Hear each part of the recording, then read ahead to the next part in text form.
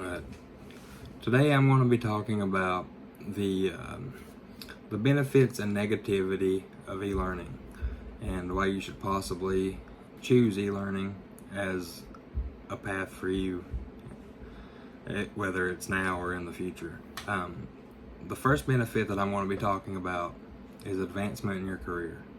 With an e-learning program, it opens up a lot of opportunity for people that work or who are unemployed. So for the working class, e-learning opens up the path that you can still hold your career that you're doing now, working 40 hours a week. It helps you actually work towards getting a degree without going into the traditional classroom setting.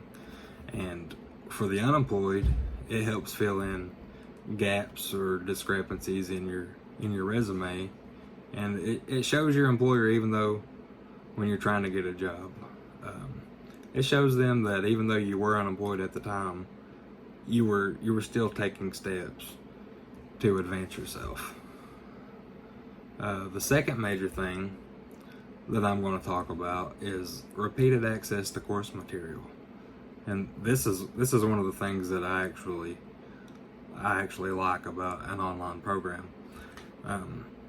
So in a traditional classroom, you're only as good as the notes that you take.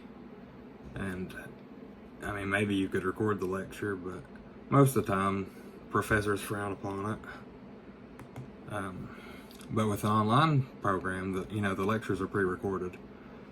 You can actually, if you didn't understand a subject, you can actually go back and rewatch it until you fully grasp it, and you can kind of learn at your own pace, basically. And this holds true for me as well, because when I did a 4-year electrical apprenticeship, the last 2 years that I was in it was online, because that was just the way that the traveling program worked for us. And I really benefited from that tool aspect of it. And I feel like it helped me succeed in the long run because I had that tool at my disposal. But just like with anything else, ain't nothing 100% perfect. There's always going to be ups and downs with everything that you do.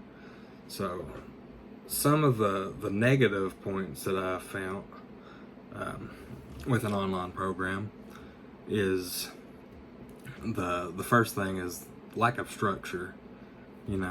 Self-disciplined students who they're going to benefit the most out of an online program because the flexibility and the convenience online.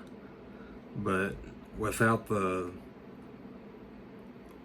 structure of a school program, like a school setting, you're more likely gonna, not for most people, but for some people, you're gonna slack off.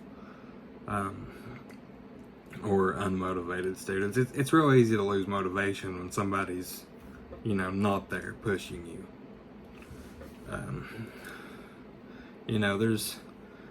It's where you make your own schedule. There's not a routine to really get into. So it's real easy to fall out of something if you never had it. And there's no one there to push you to work harder. It's all on the individual. The fourth thing that I'm going to talk about is the dropout rate is actually far greater in an online environment as opposed to the traditional classroom setting.